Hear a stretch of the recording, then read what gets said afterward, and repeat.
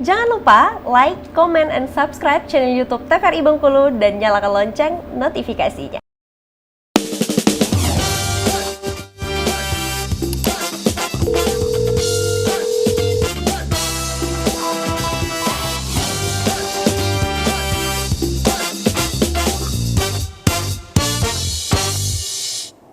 Halo pemirsa TVRI Bengkulu, bagaimana kabar Anda? Semoga selalu sehat dan juga tetap semangat menjalankan aktivitas seperti pada biasanya. Senang sekali pemirsa, saya Helda Amelia kembali menjumpai Anda dan akan menemani Anda dalam 1 jam ke depan di Dokter Kita bersama Kita Sehat. Pemirsa, tema kita di Dokter Kita hari ini sangat dekat dengan kehidupan kita sehari-hari, yaitu kita akan membahas akne vulgaris atau jerawat. Nah, siapa di sini pemirsa yang belum pernah kena jerawat atau ya kalau anak kecil mungkin wajar ya belum kena jerawat ya, tapi kayaknya kalau sudah dewasa atau remaja sudah pubertas biasanya sudah pernah terkena jerawat.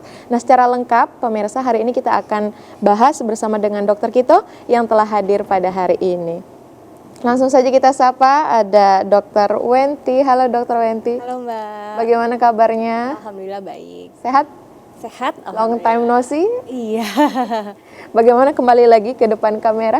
Sangat menyenangkan ya. Menyenangkan ya kembali lagi kepada pemirsa di rumah. Bisa mengedukasi masyarakat Bengkulu, khususnya pemirsa dokter kita. Nah, hari ini kita akan membahas yang seperti saya bilang tadi, Dr. Wenti sangat dekat dengan kehidupan kita sehari-hari, yaitu jerawat. Nah, karena ini sangat dekat dengan kehidupan kita sehari-hari, sehingga banyak sekali mitos tentang jerawat. Ini seperti apa, Dr. Wenti menanggapi banyak sekali dengan mitos-mitos jerawat? Kalau jerawat ini karena makan ini, karena ini gitu. Ya, jadi memang jerawat itu banyak sekali dikeluhkan ya, keluhan dari masyarakat itu banyak sekali tentang jerawat. Jadi kalau kita lihat epidemiologinya, sebenarnya jerawat itu adalah masuk 3 kasus terbesar atau tersering yang menyebabkan seseorang itu datang ke klinik atau ke rumah sakit atau ke vaskes. Karena jerawat itu bukan hanya masalah ini ya Mbak, bukan hanya masalah estetika, tapi juga mempengaruhi kondisi mental. Salah satunya adalah tingkat ketidakpercayadirian. Nah, mitos-mitos itu pun banyak banget ya, kayak nggak boleh makan ini, nggak boleh kena ini, atau kalau jerawat pakai daun ini dicoplok-coplokin. Jadi nanti kita akan bahas sebenarnya itu penyebabnya apa, kemudian apa saja pencetusnya dan apa yang harus dihindari nanti. Kalau untuk Dokter Wenti sendiri biasa nggak sih kena jerawat atau kalau misalkan mau datang bulan biasanya ya, atau memang kulitnya yang sensitif seperti apa? Oke, jadi memang jerawat itu banyak sekali faktornya ya, multifaktorial. Kita nggak bisa bilang satu aja penyebabnya. Kalau untuk saya sendiri, jerawat itu biasanya kalau lagi stres. Nah, kalau mau stres itu hormon kan biasanya tidak stabil. Pengaruh lagi ke hormon tubuh kita ya. Jadi kalau misalnya masyarakat dokter kita sering lagi stres mau ujian atau lagi mau tes gitu kan, muncul nih jerawat-jerawat karena itu tadi pengaruh ketidakseimbangan hormonal. Nah, jadi pemirsa juga penasaran kenapa sih kalau kita stres terus muncul jerawat. Nah, secara lengkap akan kita bahas hari ini pemirsa bersama dengan Dr. Wenti. Disilakan kepada Dr. Wenti. Langsung aja ya.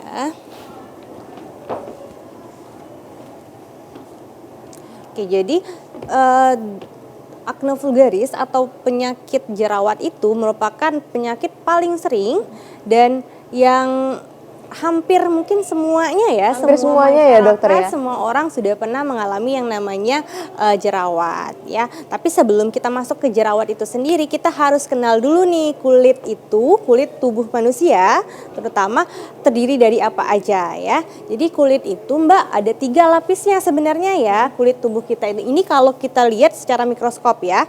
Jadi yang pertama itu adalah epidermis, itu yang paling atas nih yang kita lihat. Nah, sekarang di bagian kulit atas ini ya dokter ya. Ini namanya epidermis ya. Kemudian di bawahnya lagi yang lebih coklat ini sampai sini itu adalah dermis. Oh, yang di bawah epidermis.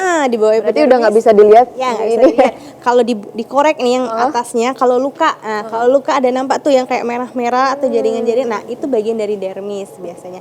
Kemudian ada lagi hipodermis, ini yang paling bawah yang ada pembuluh darahnya yang besar-besar biasanya ya. Nah, si jerawat itu biasanya kenanya di mana? Di bagian dermisnya. Tepatnya di kelenjar minyak. Nah, tapi kelenjar minyak itu keluar ke atas. Nah, jadi kalau ada penyumbatan, biasanya penyumbatan di folikel rambut atau di bagian kelenjar minyak ini dia akan mencetuskan terjadinya jerawat. Oh, berarti yang kelenjar minyak di bagian bawah epidermis tadi Ya, apa, Dok? di bagian dermis. Di Ini kan bagian ada nih kayak kantong-kantongnya nih. Nah, ini adalah kantong minyak atau kelenjar minyak. Itu kita bilang polisebasea. Nah, di atasnya itu ada rambut nih. Makanya jerawat itu tumbuhnya biasanya di muka, kan, di punggung. Gak ada tuh yang biasanya di badan tuh kan jarang ya. Nanti akan terjadi penyakit lain biasanya. Nih ini ya pemirsa ya penampakannya kalau kita lagi timbul jerawat berarti kelenjar minyak itu ke atas ya, Ya, Dok? tersumbat. Jadi kelenjar minyak itu kan dia ada salurannya nih kan ke atas. Nah, ini ada folikel rambut biasanya. Nah, di atasnya itu biasanya terjadi sumbatan, baik bakteri maupun sumbatan karena misalnya pori-porinya yang terganggu. Nah, itu bisa menyebabkan tidak mengalirnya alirannya tadi ya, bisa menyebabkan penumpukan di sana, akhirnya bisa berkolonisasi atau membuat bakteri-bakteri, mengumpulkan bakteri-bakteri itu yang biasanya jerawatnya bisa disertai dengan nanah, ya, yang ada Dan nanah. ada darah juga ya, Dokter Nanti kalau ya? udah pecah dia kan darah kan, ada keluar darah nanti nanah. Nah, nanti kalau digaruk-garuk atau dipencet-pencet kan akhirnya timbul infeksi sekunder jadinya, bukan hanya jerawat, jadi penyakit lain nantinya. Nanti kita akan bahas ini nggak sih, Dok? Kan biasanya kalau jerawatan itu sering dipencet-pencet. Ya, nanti kita akan bahas apa yang terjadi kalau jerawat itu tidak ditangani dengan baik. Betul. Apabila jerawatnya sering dipencet-pencet, nanti kita lihat gambarnya ya. Kita lanjut ya. Nah, jadi secara definisi akne atau jerawat ini adalah peradangan kronis ya.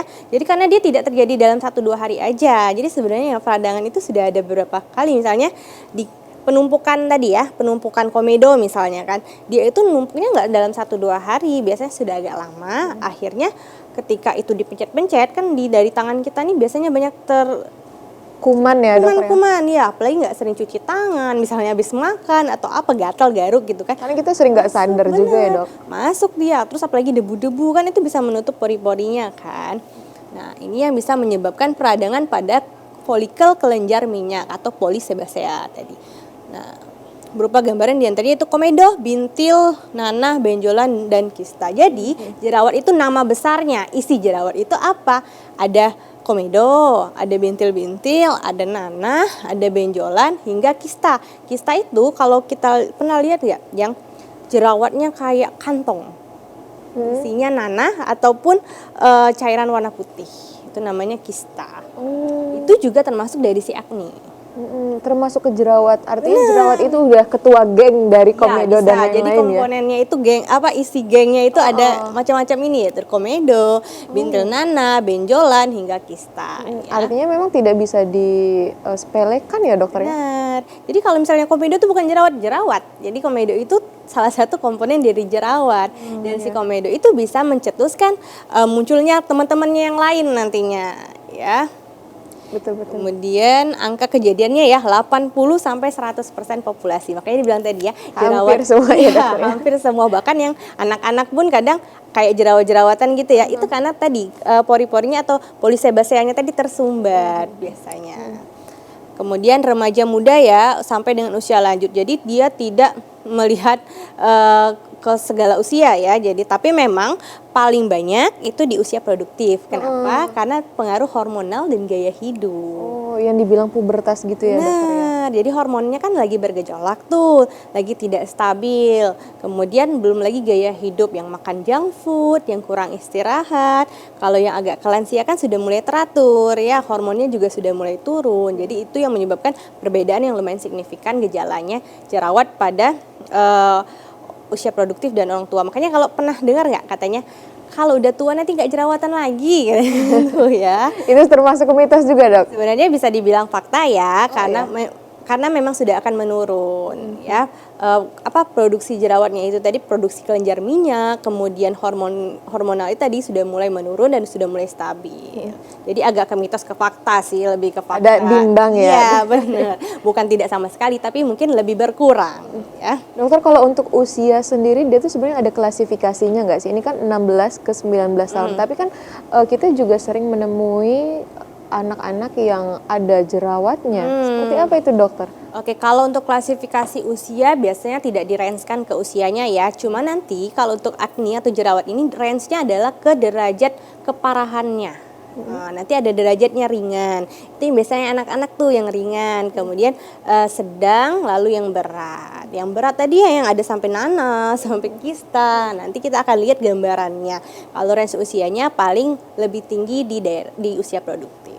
Soalnya banyak yang bilang juga nggak mungkin lah anak-anak kena jerawat gitu kan belum gede gitu. Iya, tapi kalau dia bahasanya. tersumbat ternyata dan anak-anak rata-rata sekarang itu pubertasnya udah semakin semakin cepat ya. ya, sebenarnya. makanya jadi karena biasanya itu pengaruh dari gaya hidup, makanan ya, terutama makanan cepat saji, yang tidak sehat, yang bukan real food, nah itu memacu perkembangan hormonnya yang semakin tinggi. Oh, semakin cepat ya. Ya, jadi semakin cepat. Apakah pubertas yang cepat itu baik? Jawabannya tidak, ya. Nah, di highlight ya dokter ya. Ya, pubertas dini itu merupakan salah satu kelainan yang harus diperiksakan lagi. Wajib periksa dokter. Ya, namanya ada pubertas precox. Tapi kalau misalnya belum termasuk pubertas dini, berarti dia masih dalam range normal lah ya. Pubertas precox itu bisa dilihat nanti mungkin dibaca-baca lagi ya. Itu merupakan satu kelainan yang harus dikontrol hormonnya. Yang dimasukkan ke golongan pubertas dini itu seperti apa Yang ciri-cirinya? range usianya biasanya dari range usia misalnya umur 8 tahun dia sudah mulai banyak tumbuh bulu-bulu, rambut-rambut halus. Nah, itu kan harusnya ketika pertumbuhan sekundernya itu kan usia 11 sampai 12 tahun ya. Dia sudah mulai lebih cepat 8 sampai 9 tahun. Bahkan yang ada menarche atau menstruasi pertama lebih cepat usia 10 tahun mungkin. Nah, itu harus kita lihat lagi apakah dia termasuk kategori pubertas dini atau precox tadi atau bukan. Untuk pubertas itu sendiri ada edukasinya ya dok? Ya, ada edukasinya, bahkan ada sosialisasinya biasanya ya.